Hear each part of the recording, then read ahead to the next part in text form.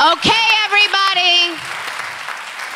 This is the first time I met him when he came to my class and he stole a piece of my heart. I give you the one, the only, Frank. Spinning and down candles in the rain. Hey, I say, before you walk away, why don't you let Thank you. Thank you very much. What's so funny? A few years ago, I was diagnosed with autoimmune viral encephalitis. I never wished it on anybody until now. What happened is that my short-term memory went. It disappeared. And plus, my IQ dropped to 75. Totally confused, I asked my wife what that meant. She Googled it and found out that the dog, the dolphin, and the African gray parrot had a higher IQ than me. But I had the same IQ as a rat, an elephant, and a Pacific salmon. I thought I was ahead of the game. Now, I have to give you a little disclaimer. I have some post-its on me, if you haven't noticed. It's my cheat sheets. The problem is I forgot what order they're in. Autoimmune encephalitis is when your brain is attacked by your own immune system. Think about it. It's like the Middle East is having a fight in your head.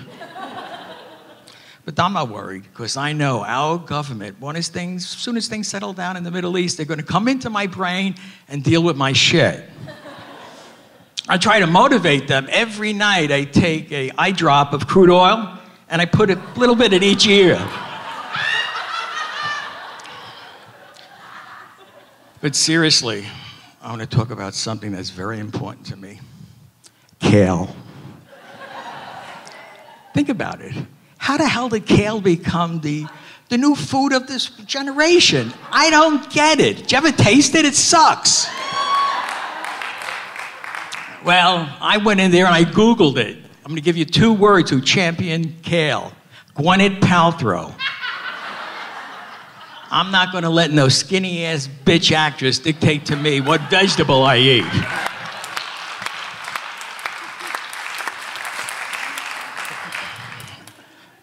My mother was an emotional eater. When I was a kid, this is the way we dealt with bad news. She would call me into the kitchen. Frankie, come in, I have to tell you something. She was sitting in front of 2 plates of raviolis. Raviolis at 3 o'clock on a Tuesday afternoon was not good news. I've been trained, you gotta remember this. At 8 years old, my mother calls me into the kitchen and she puts down this unbelievable eggplant Parmesan wedge in front of me. It's magnificent. It's the best I've ever had. She didn't even put mozzarella on top. She put fontina cheese. It just melted. And she put it in semolina bread from the Bronx. I was in heaven. I take 5 bites, 5 lousy bites, and she turns to me and says, Frankie, I gotta tell you, your pet dog Pudgy died. This explains a few things. 1, since I've been with Christine for the last 8 weeks, I put on 8.5 pounds. So now we get back into the kitchen. My mother's sitting there with the 2 plates of raviolis. I walk in, and as I go to sit down, I notice that there is sausage and a meatball hiding behind the raviolis. This must be bad news. This is epic. I sit down, my mother starts to eat, so I start to eat with her. We finished the whole damn lunch before she tells me that once she bites into the last piece of sausage, the sauce is coming down the side of her mouth. She blurts out, your Uncle Andy's sister-in-law died. Who the hell is my Uncle Andy's sister-in-law? I don't know, but I'm not gonna let down my mom. I started to sob and continue eating my sausage. In fact, we sobbed right through to Junior's famous cheesecake. I just came back from a funeral. I started going to funerals and wakes when I was 5 years old. My mother and grandmother were professional mourners. Just think about it. My mom, 4'11", 200 pounds, with this big, bubbly personality. Grandma Angelina, 4'9", 232. Always wore black. A black muumuu, black stockings, black orthopedic shoes. When she walked, her right leg looked like it was 6 inches shorter than her left. We walk into a funeral parlor, we walk into the wake, they both start to sniffle at the same time. By the time they get to the coffin, it's an all-out crying fest. My mother was in a good mood, so what she did was her famous straddle the coffin routine. She would throw her right leg over the coffin, looking at the dead person right in his face and say, why, he was so young. The guy could have been 100 years old. She would say the same thing, he was so goddamn young. Grandma was more classic. In a heavy Italian accent, she would look up to the heavens as if talking to God and say, you son of a bitch, look what you did. You should have taken me. One thing about my mother, she was very optimistic. She always bought clothes that were too tight because she knew she was going to lose weight. Yeah. This one time, she was in a real festive mood and we're going to a wake. She's reeking of cheap perfume, evening in Paris, and she has around her neck this fox stole that's 2 sizes too small. It looks like the friggin' fox is biting her neck off. We walk into the funeral parlor. We start weeping as we go towards the coffin. My mother does her now famous straddle the coffin routine. She's looking into the dead person and puts this frightful look on. She turns towards me and says, Frankie, do you know who that person is? I don't have a clue, Mom. We're in the wrong goddamn wake. And so we slowly leave like that. At 21, I joined the Marines. I weighed 178 pounds. The Marines had the balls to tell me to lose 10 pounds before I went to Paris Island in 3 months. So now I go home and tell my mother, Mom, I joined the Marines. Every meal for the next 3 months was like the Last Supper. Veal-colored Parmesan. That eggplant Parmesan wedge again. Sausage and peppers. Raviolis. I'm getting hungry. Manigot. It was amazing, amazing. By the time I was ready to go to Paris Island, I was just like my mother. I wanted stress. I needed stress. I craved stress, so I had a chance to get upset and eat a meatball wedge.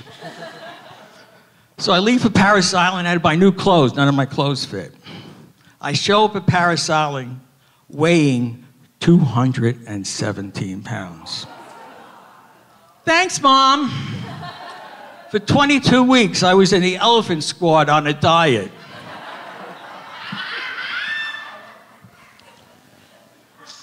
In high school, I learned to play the slide trombone. I loved it. But unfortunately, I sucked. I couldn't do anything. But I tried. I was dedicated. What I would do at night when I'm watching television, I would position my arm as if I'm using the slide trombone, and I would mouth the note. I was so dedicated and so possessed with doing it, even when I played with myself, I would come to a high C. I